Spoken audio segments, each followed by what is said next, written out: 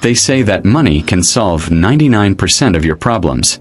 We are told that if you have enough zeros in your bank account, you are untouchable. You are safe. But for the ultra-wealthy, that remaining 1% isn't just a problem. It is a death sentence. Because when you live in a world where everything has a price tag, you eventually realize that loyalty is the most expensive item on the menu. And some people just aren't willing to pay for it. This is the story of Destiny. A woman who thought she had married into a modern-day fairy tale. She went from counting pennies to wearing diamonds that cost more than a house. She thought she was the queen of an empire built by her husband, Mr. Jude, the city's most powerful billionaire. But she didn't know that her castle was actually a prison. And she certainly didn't know that her execution had already been scheduled. It all came down to a single moment. A Tuesday night. Dinner at l'Orangerie. To the outside world, it looked like a romantic anniversary dinner. Mr. Jude sat across the table, swirling a glass of vintage Pinot Noir, wearing a smile that could charm a snake. Beside him sat Stella, his executive assistant, whose eyes held a secret that could ruin lives. But the most dangerous thing at that table wasn't the knife. It wasn't the tension. It was a folded piece of paper. Just as Destiny was about to lift her fork to taste the meal her husband had specially ordered for her, a waiter named Godwin did the unthinkable. With trembling hands, he slid a napkin under her palm. Destiny froze. She felt the sharp edge of paper against her skin. Shielding her movements from her husband, she glanced down. 3 words were scrawled in shaky ink. Don't eat. Run. In that split second, Destiny had to make a choice. Stay seated and play the role of the obedient billionaire's wife. Or trust a stranger, flip the table, and run for her life. But to understand why she had to run, we have to understand why she stayed. 5 years ago, Destiny wasn't wearing emerald silk. She was wearing scrubs. She was a nurse working double shifts, barely scraping by, dreaming of a life where she didn't have to choose between paying rent and buying groceries. Then came Mr. Jude. He wasn't just rich. He was a savior. He swept her off her feet with a charm that felt like gravity. Inescapable. He promised to take care of her. He promised her a world where she would never have to lift a finger again. And for a while it was perfect. The galas. The vacations in Monaco. The penthouse views. But slowly, the golden cage began to close. The affection turned into possession. The business trips with Stella became more frequent. The questions about life insurance policies became strangely specific. Destiny thought she was the main character in a romance movie. She didn't realize she had been cast as the victim in a crime thriller. Tonight, you are going to witness a game of cat and mouse played with millions of dollars at stake. You will see how a simple waiter named Godwin risked everything to save a woman he didn't know. You will see how Stella's ambition turned deadly. And you will see Mr. Jude's shocking reaction when he realizes that his perfect plan has a fatal flaw. What happens next will not just shock you. It will change how you look at the people you trust the most. Because sometimes the person holding your hand is also the one holding the knife. Before we begin this incredible 1-hour journey, welcome to the channel. I want to be honest with you. This video took over many hours to research, good hours to write, and quality hours to produce. Every detail you're about to hear, from the legal loopholes Jude used, to the forensic evidence that exposed the truth, was carefully verified and crafted to bring you the most compelling version of this story. If you appreciate that level of dedication, please hit the subscribe button. It truly means the world and helps me continue creating these in-depth stories for you. And quickly, before we dive in, have you ever wondered what separates those who build lasting wealth from those who lose everything, including their souls? Is it greed? Or is it fear? Drop your thoughts in the comments below. I read every single one. Now, let's go back to that table at l'Orangerie. The note is in her hand. The poison is on her plate. And the clock is ticking.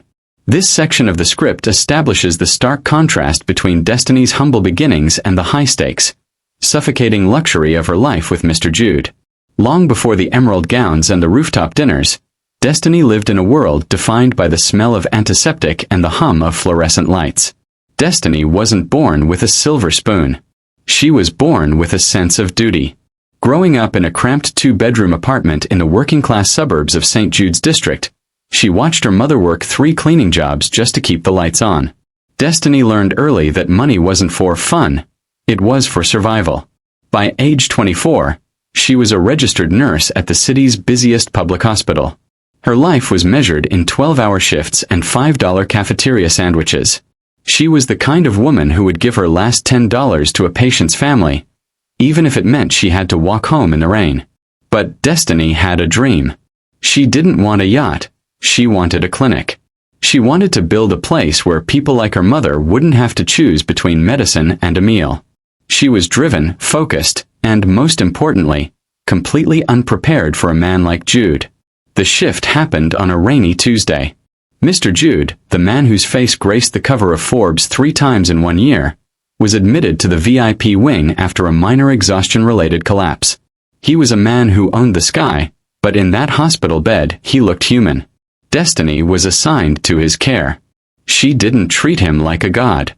She didn't giggle at his jokes or stare at his watch, a $250,000 Patek Philippe sitting on the bedside table.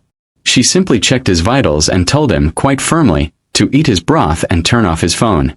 Jude was fascinated. For the first time in a decade, someone had said no to him. "You're different, Destiny," he had whispered, his eyes tracking her as she adjusted his fore. "You have a soul. Everyone else I know just has a price." The courtship was a tactical strike. Within 6 months, Jude had paid off Destiny's student loans, all $45,000 of them, in a single afternoon. Within a year, they were married. Destiny thought she had won the lottery of the heart.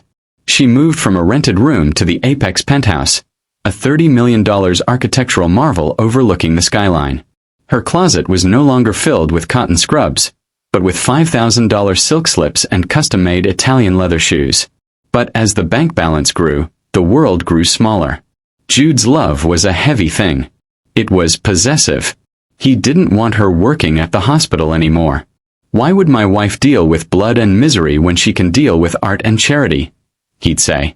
He cut a check for $2 million to a local foundation in her name, effectively buying her resignation. Suddenly, Destiny had everything, but she owned nothing. Not even her time. And then there was Stella Godwin. Stella was hired 6 months into the marriage. She was the fixer. If Jude needed a competitor crushed or a scandal erased, Stella handled it. She was efficient, beautiful, and utterly loyal to Jude, and only Jude. Destiny began to notice the small things. The way Jude and Stella would go silent when she entered a room. The way Stella began managing the household accounts, slowly stripping Destiny of her access to their shared finances.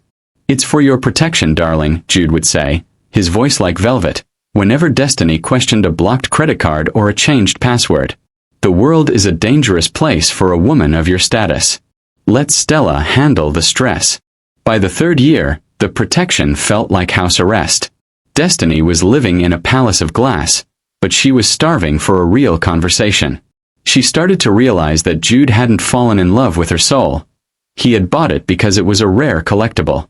And once a collector has his prize, he stops looking at it. He starts looking for the next one. The blind spot in Destiny's life was her own heart. She wanted to believe her husband was still the man in the hospital bed. She ignored the way he looked at Stella. She ignored the hushed conversations about liquidity and estate planning. She even ignored the fact that Godwin, the head waiter at their favorite restaurant, had been looking at her with a strange, mournful pity for months. Godwin had been the one to serve Jude and Stella when they dined alone. The times Jude told Destiny he was working late at the office. Godwin had heard the plans. He knew about the failing tech merger that was threatening to wipe out Jude's empire. He knew that Jude needed a massive influx of cash, the kind that only comes from a $50 million life insurance payout. Destiny sat at that table, believing this dinner was a fresh start. She believed the lies because the truth was too expensive to face. She was surrounded by the finest things money could buy, unaware that she was the only thing at the table that was disposable. But Jude had made one mistake. He assumed that because someone was staff, they were invisible. He forgot that the people who serve you are the ones who see you most clearly. Godwin wasn't just a waiter. He was a man with a conscience. And as he watched Jude urge Destiny to take a bite of the scallops, the dish Jude knew was her favorite. Godwin realized that if he didn't act now, Destiny would never leave this restaurant alive. The world of the billionaires was about to collide with the reality of a man who had nothing left to lose but his dignity. The trap was set. The predator was smiling. But the prey had just been given a map to the exit. Before we move into the heart-pounding escape in Act 2, I want to ask you, if you were born into Destiny's circumstances, coming from nothing and suddenly offered the world, do you think you would have ignored the red flags just to keep the dream alive? Or would you have seen the cage before the door locked? Let me know what you think in the comments. Your perspective might surprise me. The moment the paper touched Destiny's skin, the air in the room seemed to vanish. Don't eat. Run. It wasn't a suggestion. It was a flare fired from a sinking ship. Destiny looked at the plate in front of her. Hokkaido scallops, seared to perfection, drizzled in a saffron reduction. It was her favorite meal. Jude had remembered. He always remembered the small things when he was preparing to do something monstrous. Jude leaned in, the candlelight reflecting in his dark eyes. Is something wrong, Destiny? You haven't touched your wine. You haven't tasted the food. I had the chef prepare this specifically for you. His voice was a silk trap. Across the table, Stella took a slow, deliberate sip of her own water. Her gaze fixed on Destiny like a hawk watching a mouse. The silence at the table was heavy, vibrating with an unspoken threat. Destiny's mind raced. As a nurse, she knew about toxins. She knew that some substances don't leave a trace until the heart simply stops.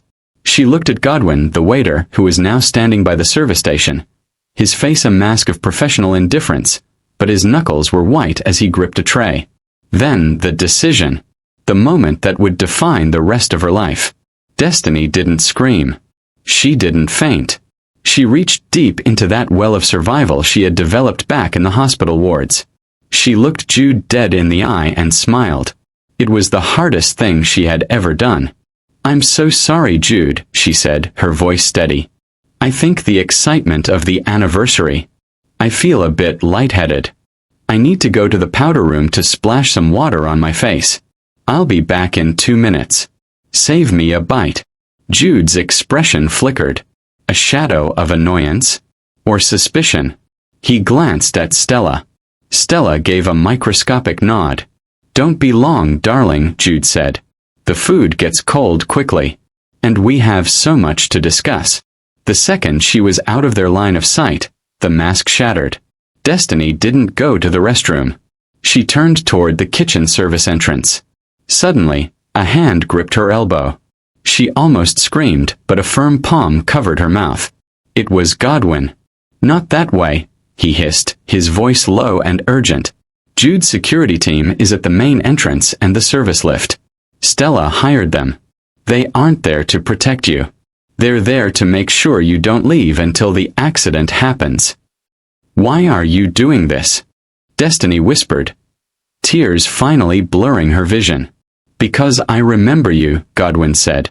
2 years ago, you were the nurse who sat with my mother for 6 hours after her surgery when the hospital was short-staffed. You didn't know who I was. But I knew who you were. Now move. The staff stairs. Go to the basement. There's a laundry van waiting. Destiny ran. She ran until her lungs burned and her $1,200 heels snapped. She tore them off and kept going, her bare feet hitting the cold concrete. This was the reality of her billionaire life, running through a basement like a fugitive. She made it to the van. The driver, a friend of Godwin's, didn't ask questions. He just drove. For the first hour, the adrenaline kept her numb. But as the city lights faded into the distance, reality set in. She had no money.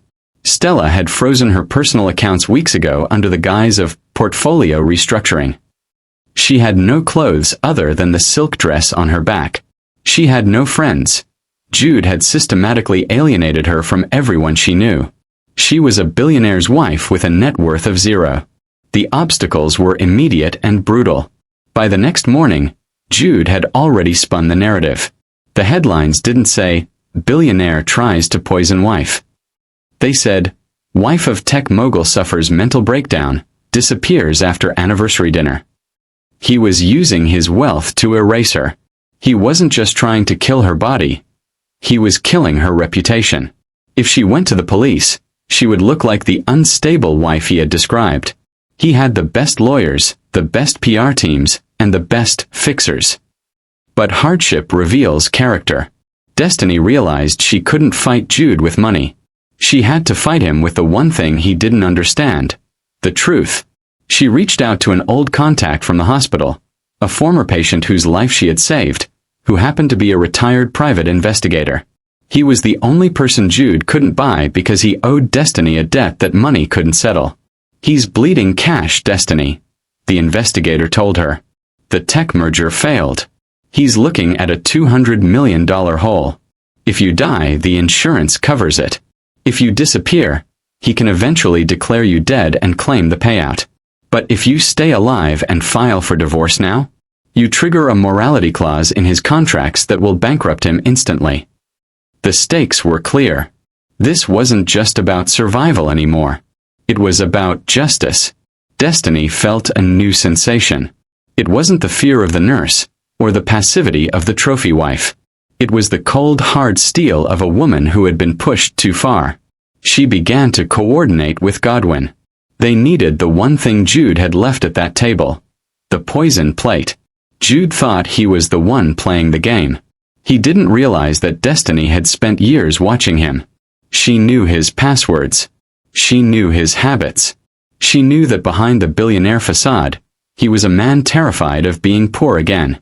She developed a plan. It was risky. It was dangerous. It required her to go back into the lion's den. Relationships were fracturing. Stella was becoming impatient, pushing Jude to finish the job. But Jude was unraveling. The more Destiny stayed hidden, the more paranoid he became. The hunter was becoming the hunted. At this point, Destiny had two choices. She could take the small amount of evidence she had and try to disappear forever, living a quiet life in another country under a new name. Or she could go back, face Jude and Stella in public, and risk everything to strip him of his empire. What would you have done? Would you take the safety of the shadows, or the fire of revenge? This decision would define everything that came next. The fall from a billionaire's penthouse isn't a quick drop. It's a long, jagged slide against the pavement. 48 hours after the dinner at l'Orangerie, Destiny found herself in a world she thought she had left behind forever. But this time, it was worse. She was a ghost in her own city. Every ATM she visited swallowed her card. Every friend she called suddenly had a bad connection, before hanging up. Mr. Jude hadn't just taken her home. He had deleted her existence. The financial reality hit like a physical blow. Destiny sat on a stained motel mattress, staring at exactly $142. That was all the cash she had managed to tuck into her clutch before the dinner. Against Jude's $2.4 billion empire, she was fighting a forest fire with a water pistol. She spent the first week in a state of hypervigilance. Every black SUV that drove past the motel made her heart seize. Every knock at the door felt like the end. She was surviving on protein bars and tap water, her mind constantly replaying the moment Godwin slipped her the note. "Don't eat. Run." The words became her mantra. But as the days turned into a blur of exhaustion, the doubt began to creep in. Was she being paranoid? Had she imagined the look in Jude's eyes? Maybe it was a mistake. Maybe she should go back and apologize. But then she saw the news. Stella Godwin, the assistant, was on a morning talk show, draped in Destiny's favorite Cartier necklace. She was tearfully describing how devastated Jude was by his wife's sudden mental collapse and disappearance. The humiliation was a cold splash of reality. They weren't just waiting for her to die. They were already wearing her life. Support came from the most unexpected place. Godwin, the waiter, had been fired the morning after the dinner. Jude had suspected him, but couldn't prove anything. Now, the man who had worked in the finest restaurants in the city was washing dishes at a 24-hour diner just to pay rent. "They're watching the bank's destiny," Godwin told her, handing her a brown paper bag with a sandwich and a burner phone. "And they're watching your mother's house. Jude is betting that your heart will lead you into his trap. He thinks you're weak because you're kind." Destiny looked at her trembling hands. "I'm not weak, Godwin. I'm a nurse. I've seen people fight for their last breath. I know how to survive." She went to ground. To earn the money needed for a real counterattack, Destiny returned to her roots. She took a job under the name D at a back alley clinic that treated people who couldn't go to hospitals. Immigrants, the homeless, and the desperate. It was grueling. She worked 18-hour shifts, her feet blistering in cheap sneakers. She lived in a room that smelled of damp and old cigarettes. She was exhausted, humiliated, and penniless. But something strange happened. Through the struggle, the trophy wife died, and the healer was reborn. She developed a new kind of strength, a sharp, calculating edge. She started collecting information. She learned that Jude's unbeatable tech company, Aegis Global, was actually a house of cards. He had been skimming from the employee pension fund. $12 while Destiny was building her resilience, the towers of the empire were shaking. Jude was losing his mind. He needed that life insurance payout. Without it, the auditors would discover the missing millions in 30 days. He started making mistakes. He became reckless. He put a $500,000 reward out for information on Destiny's whereabouts, essentially telling the world he was desperate. At this point, Jude's desperation was showing. Do you think Destiny should have stayed in the shadows and waited for him to ruin himself? Or was she right to start planning a dangerous move to accelerate his downfall? Share your perspective below. Would you wait for karma, or would you be the one to deliver it? Destiny chose the fire. She realized that Jude's biggest flaw was his arrogance. He thought she was a nurse from the suburbs, who didn't understand high finance. He didn't realize that for 3 years, she had been the one organizing his tax files, listening to his late-night rants about liquidity, and memorizing the names of his offshore accounts. She wasn't just a wife. She was the ultimate whistleblower. She reached out to a journalist, a man Jude had once sued into near bankruptcy. They began to piece together the puzzle. The poisoned dinner wasn't just a murder attempt. It was the final piece of a massive insurance fraud. But the path was still dangerous. One night, as Destiny left the clinic, a black SUV pulled up. 2 men stepped out. Destiny didn't scream. She didn't run. She reached into her bag and pulled out a surgical scalpel. "I've spent 10 years learning exactly where the major arteries are," she said, her voice a low, terrifying calm. "If you touch me, you'll bleed out before your boss can pay your bail." The men hesitated. In that moment, they didn't see a victim. They saw a woman who had been through the dark and come out the other side with teeth. They backed away. Destiny was no longer running. She was hunting. She had the evidence of the pension fraud, the location of the offshore accounts, and thanks to Godwin, she finally had the one thing that could prove the murder attempt. The laboratory results from the residue on the Hokkaido scallops that Godwin had secretly swapped and saved. The struggle had stripped her of her wealth, her status, and her comfort. But it had given her something Jude could never buy. A weaponized truth. The stage was set for the final confrontation. Jude thought he was the king of the board, but he forgot that the most dangerous piece in the game is the one you underestimate until the moment it says checkmate. We're at the midpoint of this incredible story, and the tide is finally turning. If you're still here, I genuinely appreciate you. It shows you value the depth of this journey. What's kept you engaged so far? Is it the hope for Destiny's revenge, or the mystery of how Jude will react? Let me know in the comments. Transformation isn't about becoming someone new. It's about stripping away everything that wasn't you to begin with. For 3 years, Destiny had been a reflection of Mr. Jude's ego. She was the jewel on his arm, the silence in his shadow. But as she stood in the offices of Sterling and Associates, the only law firm in the city with enough old money to not be intimidated by Jude's new money, she wasn't a shadow anymore. She was the storm. The turning point came when Destiny stopped acting like a victim and started acting like a creditor. She didn't just have the poisoned residue from the scallops. She had something much more dangerous to a billionaire, the paper trail. With the help of the journalist and her private investigator, she had uncovered the black box of Aegis Global. Jude had been using a shell company, Starlight Holdings, to siphon employee healthcare funds to cover his speculative losses in the crypto market. "I don't want a divorce settlement," Destiny told the attorney, her voice devoid of the tremor that used to define it. "I want a total liquidation. I want the pension funds returned to the 500 employees he robbed. And I want the evidence of the attempted homicide handed to the district attorney." The attorney leaned back impressed. "You realize this will leave you with nothing? If the company goes bankrupt, there's no settlement for you." Destiny smiled. It was a cold, liberated expression. "I've lived on $140 for the last month. I've realized that Jude's money was never my security. My skills are." The momentum shifted with terrifying speed. Destiny didn't just hide, she organized.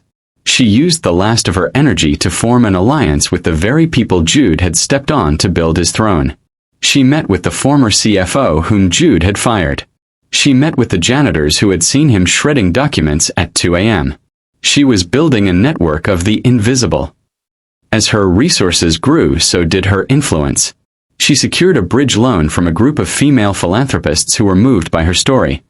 Not as a poor wife, but as a nurse who had saved lives and was now fighting for justice. She wasn't just recovering, she was ascending. While Destiny was rising, Jude was decaying. He still thought he was the hunter. He spent $200,000 a week on private security to find her, unaware that she was sitting in a boardroom 3 blocks away, dismantling his life piece by piece. Stella was the first to feel the shift. She saw the frozen accounts. She saw the subpoenas arriving like a flock of vultures. She began to realize that the man she had hitched her star to was a sinking ship. The passion that had fueled their betrayal turned into a bitter, panicked resentment. There was a moment of profound redemption. Destiny sat with her mother, who had been terrified during the weeks of silence. "I thought I lost you to that world, Destiny," her mother whispered. "You did, Mom," Destiny replied, holding her mother's weathered hands. "But that world is gone now. I'm building something real. Something that can't be taken away by a bank or a husband." She realized her true value wasn't in the $50 million insurance policy Jude had taken out on her life. Her value was in her integrity. She had developed a reputation among the city's elite, not as a socialite, but as a woman of terrifying competence. The series of wins began to snowball. The district attorney opened a formal inquiry into Aegis Global. The insurance company, tipped off by the journalist, began a fraud investigation. Jude's board of directors, sensing blood in the water, started a vote of no confidence. Destiny was the architect of it all. She had transformed her trauma into a strategic roadmap. She knew exactly when to leak the next document, when to call the next witness, and when to stay silent. She was no longer the nurse who followed orders. She was the one giving them. The stage was now set for the final revelation. Jude, trapped in his own arrogance, still believed he could win. He thought he could buy his way out of a murder charge. He thought he could charm the public one last time. He had no idea that the weak woman who had run from the restaurant that night had been replaced by a titan. He was still playing checkers while Destiny was playing a high-stakes game of legal chess, and she had just moved her queen into position. The confrontation wasn't going to be in a dark alley. It was going to be in the one place Jude feared most, the light of day. Jude's reaction when he finally sees her won't just be shocking. It will be the sound of a world collapsing. At this point, Destiny has transformed into someone completely different. The woman who walked into that restaurant at the beginning of this story is gone. Do you think people can truly change their core nature through trauma and struggle? Or was this strength always inside her, just waiting for a reason to wake up? Think about that, because what comes next will test whether Jude has changed at all, or if he's still the same predator she ran from. The day of the deposition wasn't just a legal formality. It was a funeral for a lie. Mr. Jude arrived first. He walked with the practiced swagger of a man who still believed his checkbook was a shield. Beside him, Stella looked like a queen in waiting, wearing a white power suit that cost more than a nurse's yearly salary. They were there to finalize the missing person declaration, the first step in claiming the $50 million insurance payout and burying Destiny's memory forever. Jude stopped before the bank of microphones. "My wife was a troubled woman," he said, his voice cracking with a masterclass in fake grief. "I only hope that wherever she has found the peace she couldn't find at home." He walked into the conference room, flanked by 6 lawyers. He expected a room full of suits and silence. He expected a victory lap. What he didn't expect was the woman sitting at the head of the table. The silence that hit the room was deafening. Jude stopped mid-stride. The color drained from his face, turning a sickly shade of gray that no amount of expensive tanning could hide. Stella gasped, her hand flying to her throat, ironically clutching the very necklace Jude had given her from Destiny's vanity. "You look like you've seen a ghost, Jude," Destiny said. Her voice wasn't shaking. It wasn't angry. It was calm. It was the voice of a woman who had already won. Jude's lawyers scrambled, but Jude himself was paralyzed. He stared at the emerald dress, the dress he had planned to see in a morgue. "Destiny," he stammered, his bravado evaporating. You're alive. You're unwell. You need to come home with me right now. We can get you help." "I am home, Jude," she replied, gesturing to the mountain of documents in front of her. "I'm in the house of the law, and I brought some friends." The dramatic irony was delicious. Jude thought he was there to sign for his money. Instead, he was there to sign for his sins. Destiny leaned forward. "Did you think Godwin was just a waiter, Jude? You treated him like the furniture. But furniture doesn't have a memory. Godwin didn't just save my life that night. He saved the evidence." She placed a medical report on the table. "The lab results are in, Jude. The toxin on the plate, the one you insisted I eat, matches the sedative found in your private safe. The same safe where you kept the offshore account details for Starlight Holdings." The revelation hit like a wrecking ball. Destiny didn't just have the murder attempt. She had the motive. She laid out the spreadsheets of the stolen pension funds. She showed the board of directors, who were watching via a live video link, exactly where their $12 million had gone. "You didn't want a wife," Destiny said, her eyes boring into his. "You wanted a casualty. You needed my death to pay for your greed. But you made one mistake. You forgot that I spent years as a nurse. I know how to spot a terminal case. And Jude, your empire is terminal." The fallout was instantaneous. In the span of 10 minutes, the tech titan was reduced to a common criminal. The witnesses in the room, lawyers, agents, and former board members, looked at Destiny with a newfound hushed respect. Jude screamed at her as he was led away, a pathetic high-pitched sound of a man who had lost his voice. Stella was led out in the opposite direction, her power suit suddenly looking like a prisoner's uniform. But Destiny didn't watch them. She didn't need to see the handcuffs to feel free. The emotional payoff wasn't the revenge. It wasn't seeing Jude in a cell. It was the realization that she didn't hate him anymore. Hate is an attachment, and Destiny was finally truly detached. She had found justice through her own success. She hadn't become a monster to defeat a monster. She had used her integrity as a blade. She had returned the pension money to the workers. She had saved herself. "What now?" Godwin asked, looking at her with a smile. Destiny looked out at the city. For the first time, it didn't look like a collection of glass cages. It looked like a place of opportunity. "Now," she said softly, "I'm going to go back to the hospital. But this time, I'm not just a nurse. I'm the woman who's going to fund the new wing." She walked down the steps, a woman of means, a woman of power, and most importantly, a woman of herself. The billionaire's wife was dead. Destiny was finally alive. Some stories end in blood. Some end in money. But the best stories? They end in peace. The confrontation is over. The Titan has fallen, and the healer has risen. Do you feel satisfied with how this played out? Did Jude get what he deserved, or would you have wanted Destiny to do something different? Something more personal?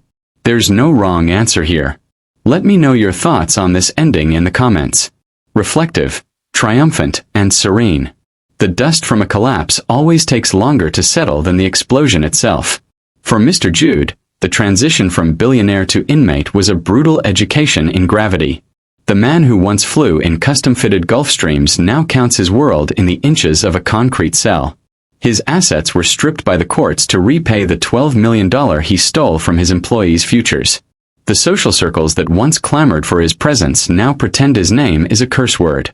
He is a man with nothing left but the echo of his own ego. And Stella. She learned too late that there is no honor among thieves.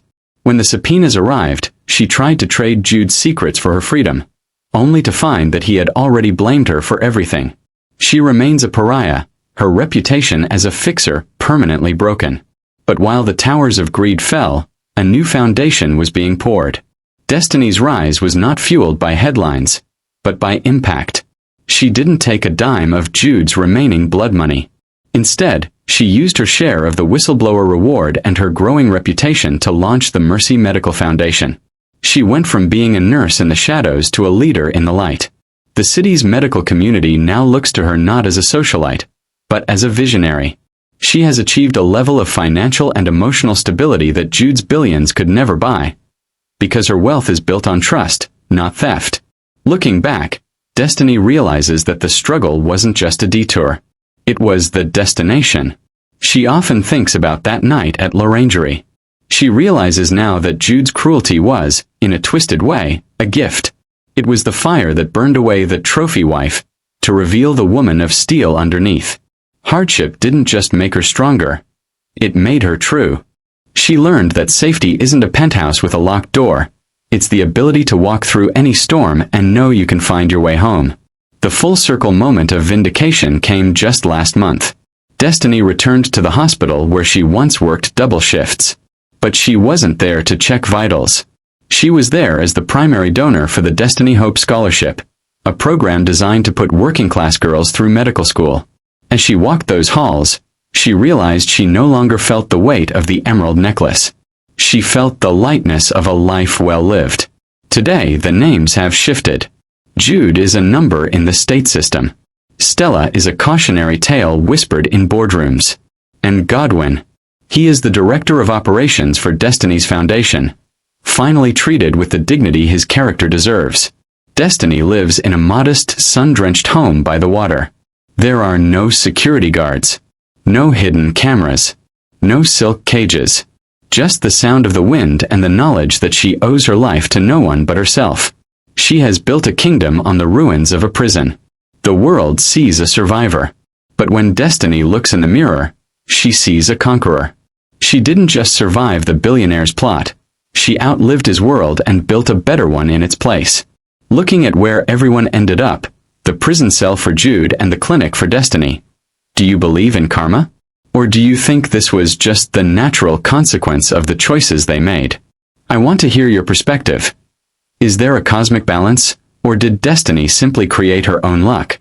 Let me know in the comments below. We often mistake wealth for a bank balance. We spend our lives chasing a number, thinking it will buy us a seat at the table of the untouchables. But as Destiny's journey has shown us, the only real wealth you possess is the version of yourself that remains when everything else is stripped away. This story isn't just about a billionaire's betrayal or a waiter's brave warning. It's about the power of character over circumstance. Destiny didn't win because she had a better lawyer or a faster getaway car.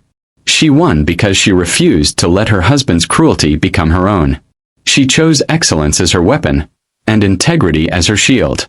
Today, Destiny views those 3 years in the golden cage, not as lost time, but as an apprenticeship in strength.